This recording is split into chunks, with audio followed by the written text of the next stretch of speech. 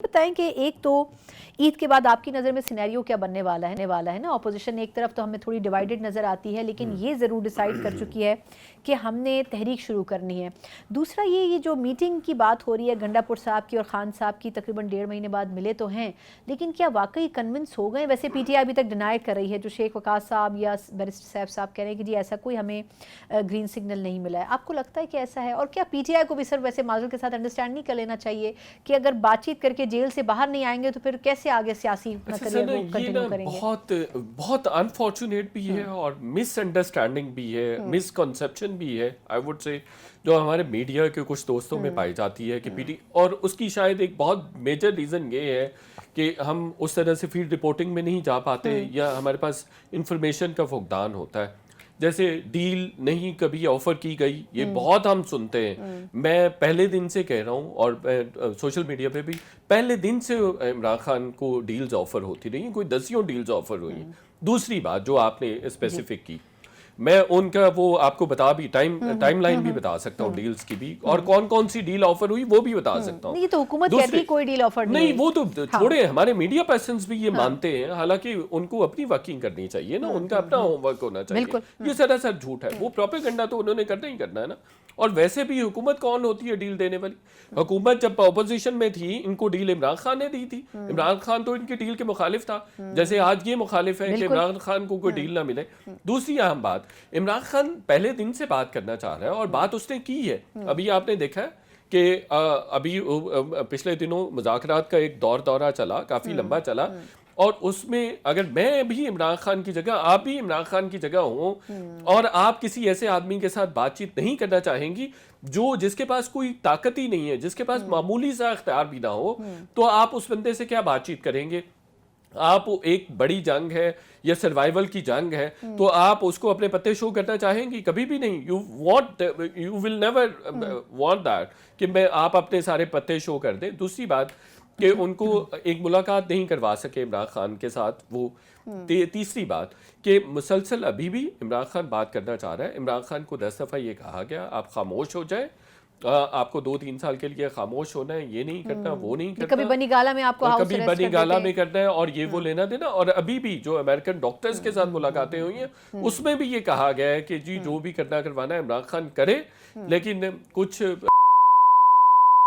करे और हमें टाइम दे, और वो पार्लियामेंट में वापस आए, पार्लियामेंट में जाए, इमरान खान पार्लियामेंट में जाए। दूसरी चौथी बात जो इम्पोर्टेंट बात है कि अपोजिशन के साथ अपोजिशन की तहरीक नहीं बन सकी, उसकी एक बहुत मेजर रीजन जो थी वो पीटीआई के अपने फिशर्स है, और फिशर्स में इनफाइटिंग सबसे बड़ा, और इनफाइटिंग में आपस में एक दूसरे के साथ जेलसी तीसरा फैक्टर जो आपस में इनफाइटिंग के मैं कहता हूँ ये काबिल नफरत हद तक ये कॉम्प्रोमाइज्ड है, यानी इतने कॉम्प्रोमाइज्ड है, ये खुद सारा कुछ कर रहे हैं, they are making money, they are minting money, they are getting benefits, they are getting everything they wanted, लेकिन इमरान खान की इनको परवाह नहीं है। अच्छा, कौन से वाले आप कह रहे हैं, जो वुकला की ग्रुप है या जो सियासी ग्रुप है? दूसरा सियासी ग्रुप है। और जो आखिरी बात जो अपोजिशन की आप कर रही है ना, तो इसलिए भी नहीं बन सका ना।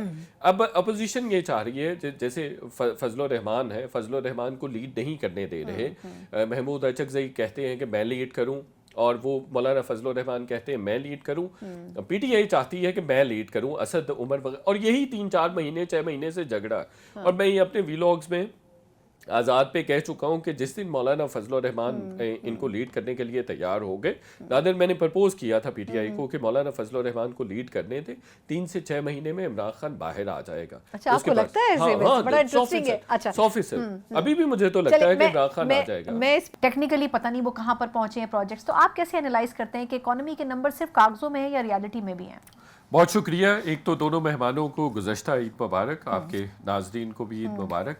अच्छा देखिए, ये बड़ा अनफॉर्चुनेट है, आइडियल नहीं हो सकती चीज़ें डेफिनेटली कि हुकूमतें जो है मैनिपुलेट करती हैं फिगर्स के साथ, और फिगर्स के बारे में, इकोनॉमी के बारे में कहा जाता है कि 3 तरह के झूठ होते हैं, एक झूठ, एक सफ़ेद झूठ और एक आदाद व शुमार। अब जो महंगाई की बात करते हैं, मिसाल के तौर पे मैं ये बेसिकली जो रेट ऑफ इन्फ्लेशन है उसको इन्फ्लेशन के तौर पे प्रोजेक्ट करती है हर हुकूमत, और अनफॉर्चुनेटली हमारे मीडिया पे भी रेट ऑफ इन्फ्लेशन पे बात होती है, इन्फ्लेशन पे नहीं बात होती। फॉर एग्जांपल 600 रुपए की चीज़ है, 600 रुपए की चीज़ है और वो गुज़श्ता 3 सालों में वो 1200 रुपए की हो गई है।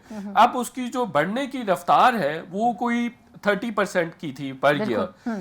अब जो 30% की जो रेशो जो रफ्तार है वो कम हुई है, तो उसको कामयाबी के तौर पे लिया जाता है। रेट उसका कितना, महंगाई कम हुई है, बिल्कुल। और 1200 रुपए वो वहीं का वहीं है। पिछले 3 सालों में 600 रुपए की चीज 1200 रुपए की हो गई है। अब 1200 रुपए जो उसने 1500 रुपए की होना था वो नहीं हुई है। अब देखिए इसमें बड़े सारे फैक्टर्स इन्वॉल्व थे। जो 1200 रुपए की हुई है उसमें बैड गवर्नेंस भी एक फैक्टर था जिसकी वजह से ये हुई। उसमें माफिया भी है, मोनोपोली भी है, सारा कुछ है। दूसरी एग्जांपल आपको दे देता हूँ, वो आपके नाजरीन समझ गए। राना तनवीर साहब के साथ पिछले दिनों नेगोशिएशंस हो रही थी, ये 3-4 महीने पहले। तो मैंने उनको कहा, राना साहब बड़े अच्छे आदमी है, ईमानदार आदमी है, बड़े डेडिकेट। मैंने कहा राना साहब आप जो शुगर बैरन्स के साथ नेगोशिएट कर रहे हैं एक्सपोर्ट करने के लिए, जी फालतू हमारे पास चीनी है, हम एक्सपोर्ट करेंगे, ज़र बबादला आएगा एंड ऑल दैट डॉलर्स, वही रटी रटाई कहानी। मैंने कहा ये आपको ख़राब करेंगे, आपकी हुकूमत को भी ख़राब करेंगे, आप भी बदनाम होंगे, हुकूमत भी बदनाम होगी, डोंट डू दैट। कहते नहीं जी हम इनसे एफिडेविट ले रहे हैं। अब वहां से ना 120 रुपए 115 रुपए की उन दिनों चीनी थी, अब 50,000 टन उन्होंने एक्सपोर्ट करने की इजाजत दे दी है। 180 रुपए की चीनी अभी बिक रही है, 180 में भी नहीं मिल रही। और देखें कैसे मैनिपुलेट करते हैं हुकूमत। ये तो हमेशा करते हैं, कभी गंदम एक्सपोर्ट कर देते हैं, कभी चीनी। अब देखिए 350 रुपए की गंदम आ गई, ये कितना बड़ा फ्रॉड है। जबकि हमारी इस दफा ना फसल गंदम की अच्छी हुई ना कपास की अच्छी हुई है। जब ये काकड़ ने, ये अनवारुल हक काकड़ ने जब ये फैसला किया था ना, उस वक्त हमारे गोदाम भरे पड़े थे। There wasn't any need to import wheat, वहां कोई जरूरत ही नहीं थी। आपने $1.25 बिलियन की गंदम इंपोर्ट कर ली, फॉर गॉड से। आप क्या कर रहे हैं इस मुल्क के साथ। और इसी तरह से अब जो चीनी की एक्स फैक्ट्री प्राइस जो उन्होंने डिक्लेयर कर दी, उन्होंने देखे 115-20 रुपए की, वो 114-15 रुपए की एक्स फैक्ट्री प्राइस थी। उसको इसहाक डार साहब ने कमेटी 3 दिन कंडक्ट की, वजीर आजम ने कहा, और उसकी प्राइस 159 रुपीज पर केजी कर दी।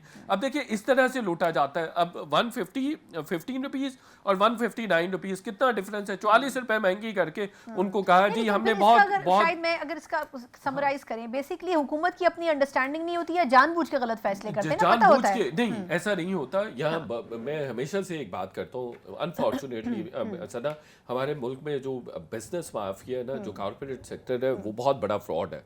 मैं एक पूरी ऑर्गेनाइजेशन को हेड भी कर रहा हूँ, कॉर्पोरेट जो कॉर्पोरेट सेक्टर की रिपोर्टिंग करती है। सबसे बड़ा फ्रॉड है, बिलियन ऑफ रुपीस वो ऐसे ले जाते हैं गवर्नमेंट से कि मैं और आप सोच भी नहीं सकते। आप 1 लाख रुपए का लोन मुझे किसी बैंक से लेके दिखा दें, आपको 1 लाख रुपए का लोन नहीं मिल जाएगा, लेकिन वो 100 बिलियन रुपीस का लोन भी ले लेंगे और उसको राइट ऑफ भी करवा लेंगे। एक बात। दूसरी बात ये है कि जो आपको ये बिजली वाला भी, अब बिजली की 56 रुपए का यूनिट है और भाई गरीब आदमी खुदकुशियां कर रहा है। अच्छा ये 56 का क्यों सस्ती क्यों हुई, जिसका क्रेडिट ले रहे हैं, ये बड़ी इंटरेस्टिंग अहम बात है।